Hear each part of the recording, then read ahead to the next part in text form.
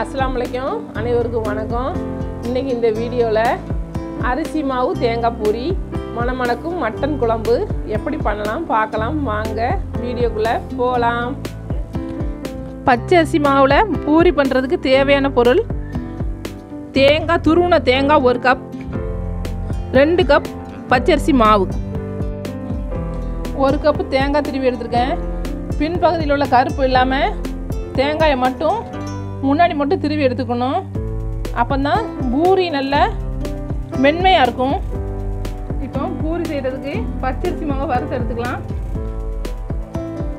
மிதமான தீயில வறுத்து எடுத்துக்கணும்.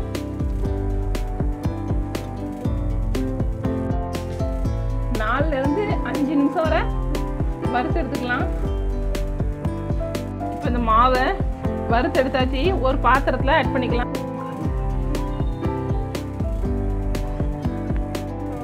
இப்போ தண்ணியை சூடுபடுத்திக்கலாம். 2 கப் மாவுக்கு 2 கப் தண்ணி.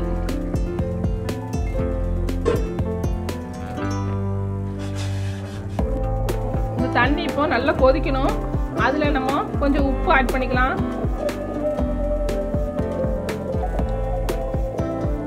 உப்பு தேவைக்கேற்ப போட்டுக்கலாம். அந்த தண்ணியில்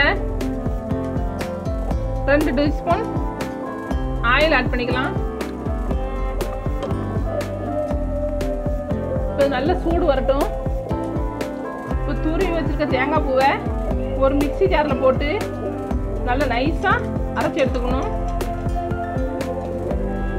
இப்போ தேங்காவை திரிச்சு எடுத்தாச்சு. இந்த மாவு கூட ஒன்றா ஆட் பண்ணிக்கலாம்.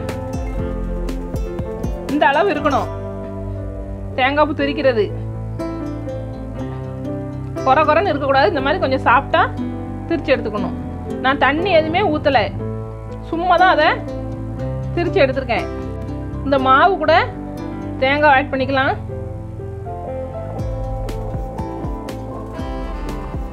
மாவு கொஞ்சம் ஆறி இருக்கணும். அப்போ தான் பேசையே நல்லாயிருக்கும். நம்ம ஆட் பண்ணியிருக்கிற தேங்காய் மாவு கூட நல்லா மெர்ஜாகிற அளவுக்கு நல்லா பிசைஞ்சு எடுத்துக்கலாம்.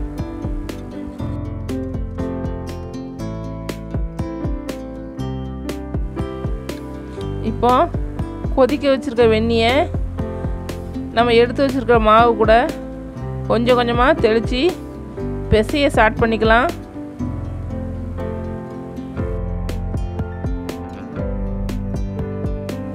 பூரி மாவு பதத்துக்கு பிசைஞ்சு எடுத்துக்கலாம்.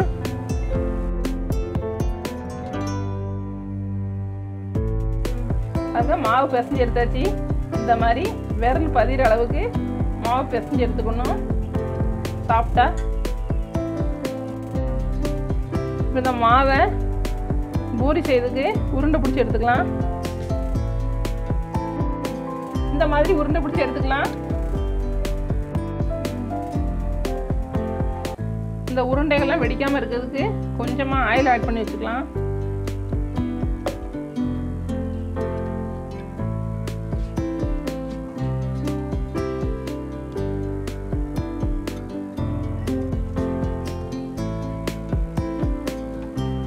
ஒரு பிளாஸ்டிக் கவர் மேலே கொஞ்சமாக ஆயில் தடவி நம்ம எடுத்து வச்சுருக்கிற மாவை வச்சுட்டு மேற்பக்கமாக உள்ள பிளாஸ்டிக் கவரை இப்படி மூடி விட்டுக்கலாம்.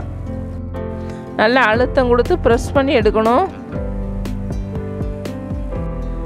இப்போ ஒரு தட்டோடைய பின்பகுதியை எடுத்து மாவு மேலே வச்சு நல்லா ப்ரெஸ் பண்ணி எடுத்துக்கலாம். பாருங்க, இந்த மாதிரி ப்ரெஸ் பண்ணி எடுத்துக்கணும்.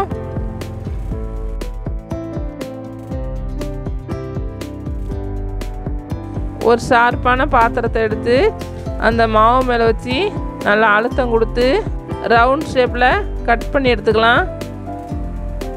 பாருங்க, மீதமுள்ள மாவுலாம் இந்த மாதிரி எடுத்துடலாம்.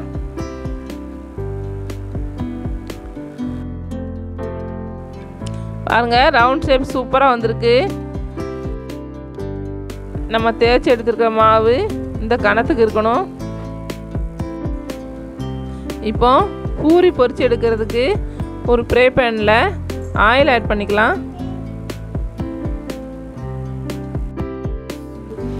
ஆயில் நல்லா ஹீட் ஆகணும். அப்போ தான் நம்ம பொரிச்சு எடுக்கிற பூரி நல்லா புசு புசுன்னு வரும். இப்போ நம்ம ஆட் பண்ணியிருக்கிற பூரி நல்லா ஒரு பக்கமாக வெந்து வருது. பாருங்க, பூரி நல்லா உப்பி வருது. இப்போ இதை திருப்பி விட்டுக்கலாம்.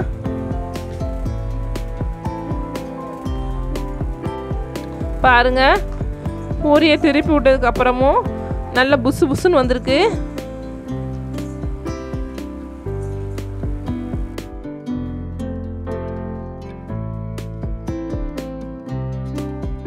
இப்போ ரெண்டு பக்கமும் நல்லா பொன்னிறமாக வெந்ததுக்கப்புறம் ஒரு பிளேட்டில் எடுத்து நம்ம எடுத்து வச்சுக்கலாம்.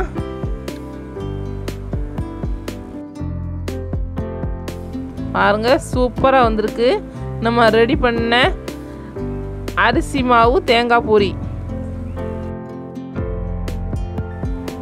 நல்ல புசு புசுன்னு மொறு மொறுன்னு வந்திருக்கு. மட்டன் குழம்பு வைக்க தேவையான பொருட்கள் என்னன்னு பார்க்கலாம்.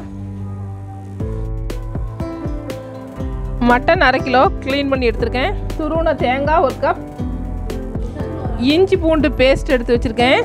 இதில் 50 கிராம் இஞ்சி, 25 கிராம் பூண்டு, 5 ஏலக்காய், 3 துண்டு பட்டை, 3 கிராம்பு, வத்தல் பொடி, ஜீரக பொடி, சோம்பு பொடி, மல்லிப்பொடி, மல்லி இலை,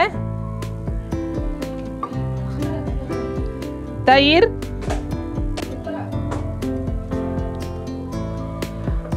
2 பல்லாரி கட் பண்ணி வச்சுருக்கேன், 2 தக்காளி, 2 மிளகாய், கொஞ்சமாக புதினா இலை. மட்டன் குழம்பு தாளித்து எடுக்கிறதுக்கு நம்ம ஒரு குக்கரில் தேவையான அளவுக்கு ஆயில் ஆட் பண்ணிக்கலாம்.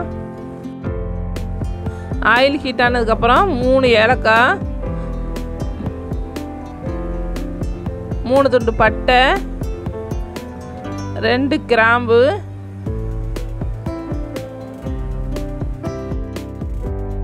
நம்ம ஆட் பண்ணியிருக்கிற பட்டை கிராம்பு ஏலக்காய் பொரிஞ்சு வந்ததுக்கப்புறமா கட் பண்ணி வச்சுருக்க வெங்காயத்தை போட்டு கிளறி விட்டுக்கலாம்.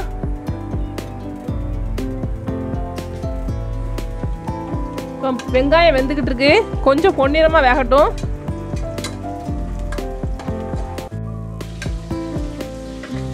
இப்போ வெங்காயம் பொன்னிறமாக வந்துடுச்சு. இப்போ இதில் இஞ்சி பூண்டு பேஸ்ட்டு ஆட் பண்ணிக்கலாம்.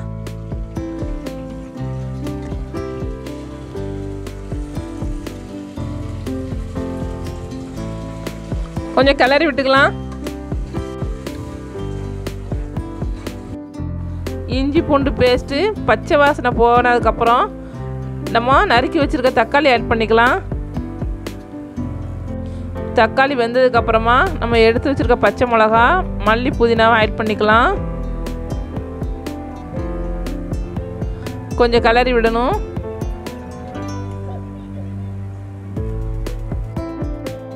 இப்போ இதில் வத்தல் பொடி ஆட் பண்ணிக்கலாம்.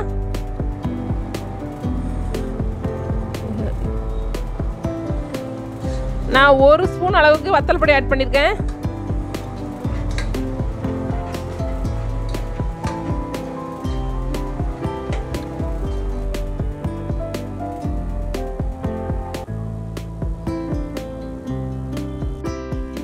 இப்போ மட்டன் ஆட் பண்ணிக்கலாம்.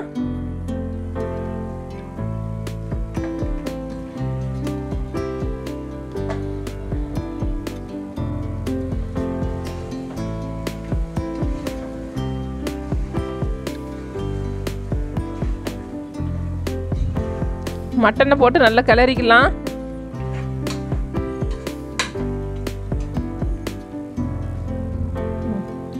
இப்போ இதில் சால்ட் ஆட் பண்ணிக்கலாம்.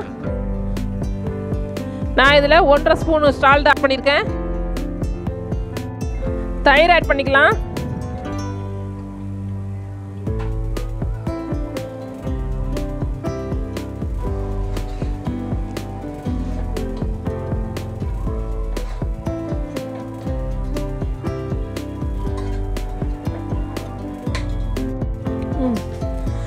ஜீரக பொடி 1 டீஸ்பூன்,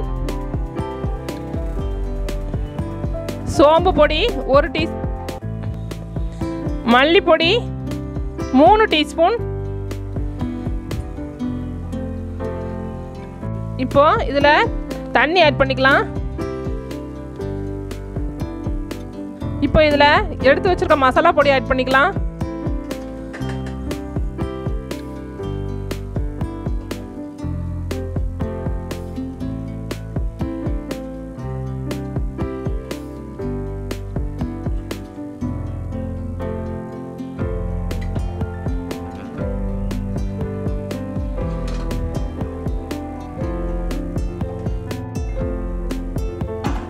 இப்போ இந்த குக்கரை ஒரு 6 விசில் வரந்தட்டியும் மூடி வச்சுக்கலாம்.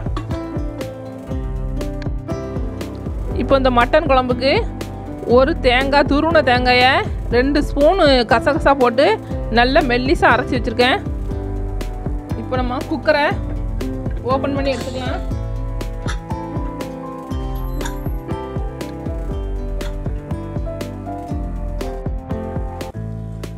இப்போ மட்டன் எல்லாம் வெந்துடுச்சு. அரைச்சி வச்சிருக்க தேங்காய் ஆட் பண்ணிக்கலாம்.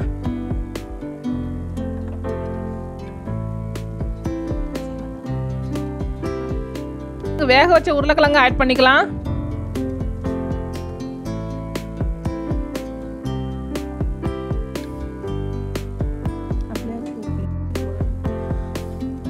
இப்போ தேங்காய் ஆட் பண்ணதுக்கு அப்புறம் பச்சை வாசனை போகிற அளவுக்கு நல்லா கொஞ்சம் கொதி வரட்டும்.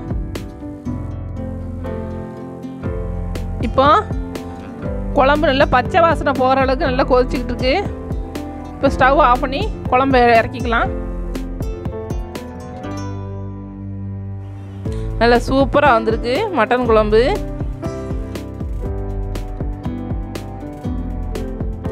அவ்வளோதாங்க, சூடான சுவையான மணம் மணக்கிற மட்டன் குழம்பு ரெடி.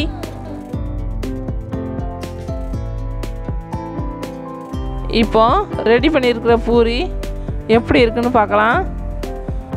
நல்லா சூப்பராக மொறு மொறுன்னு வந்திருக்கு. இந்த பூரி கூட நம்ம ரெடி பண்ணி வச்சுருக்கிற மட்டன் குழம்பை சேர்த்து சாப்பிடையில ஐயோ வேறு லெவல் டேஸ்ட்டுங்க. நீங்களும் இந்த ரெசிபியை கண்டிப்பாக ட்ரை பண்ணி பாருங்கள்.